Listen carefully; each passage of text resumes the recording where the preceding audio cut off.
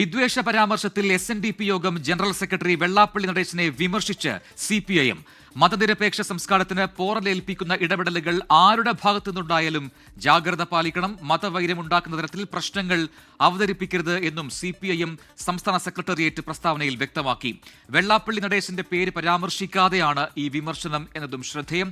ശ്രീയത്ത് തിരുവനന്തപുരത്തും ചേർന്ന് കൂടുതൽ വിവരങ്ങളുമായി. ശ്രീയത്തൊടുവിൽ CPIMന്റെ തള്ളിപ്പറയിൽ വരുന്നു. വെള്ളാപ്പള്ളി നേരത്തെ നടത്തിയ വിമർശനങ്ങൾ, അതിൽ ഉണ്ടായ വിദ്വേഷ പരാമർശങ്ങൾ, അതിനെല്ലാമുള്ള മറുപടിയായി CPIM സംസ്ഥാന സെക്രട്ടേറിയറ്റ് ഒരുക്കിയ ഈ വാർത്താക്കുറിപ്പിൽ പറയുന്ന കാര്യങ്ങളെ കാണാൻ കഴിയുമോ ശ്രീജിത്ത്?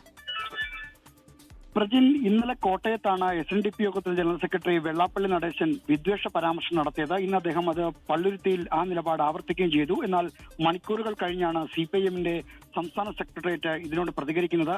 മന്ത്രിമാരടക്കം വെള്ളാപ്പള്ളിയെ പ്രശംസിക്കുന്നു എന്ന തരത്തിലുള്ള വിമർശനം ശക്തമാകുന്നതിനിടെയാണ് CPIMന്റെ പ്രസ്താവന വന്നിരിക്കുന്നത് എന്നതും ശ്രദ്ധേയമാണ്.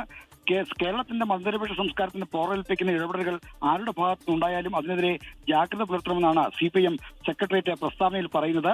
കേരളത്തിലെ LDF സർക്കാർ കേന്ദ്രത്തിന്റെ തെറ്റായ നയങ്ങൾക്കെതിരെ വിരൽ ഉയർത്തി മുന്നോട്ട് പോവുകയാണ്. മതനിരപേക്ഷതയും സാമൂഹ്യനീതിയുമാണ് ഈ LDF സർക്കാരിന്റെ നയത്തിന്റെ അടിസ്ഥാനം. എന്നാൽ കേരളത്തിന്റെ സാമൂഹ്യ പുരോഗതിക്ക് വലിയ സംഭാവന ചെയ്തിട്ടുള്ള പ്രസ്ഥാനങ്ങൾ ഇത്തരത്തിലുള്ള സമീപനം സ്വീകരിക്കരുത് എന്ന സൂചനയാണ് ഈ സെക്രട്ടേറിയറ്റ് പറയുന്നത്. മതങ്ങളുടെ സാരം ഏകമാണെന്ന് പ്രഖ്യാപിച്ച ശ്രീനാരായണ ഗുരു സ്ഥാപിച്ച SNDP മതനിരപേക്ഷത സംരക്ഷിക്കുന്നതിനുള്ള നിലപാടുകൾ സ്വീകരിച്ചാണ് മുന്നോട്ട് പോകേണ്ടത്.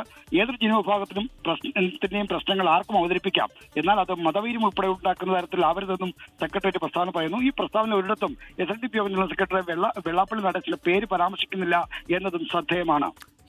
ശ്രീജിത്താണ് വിശദാംശങ്ങൾ നൽകിയത് തിരുവനന്തപുരത്ത് നിന്നും.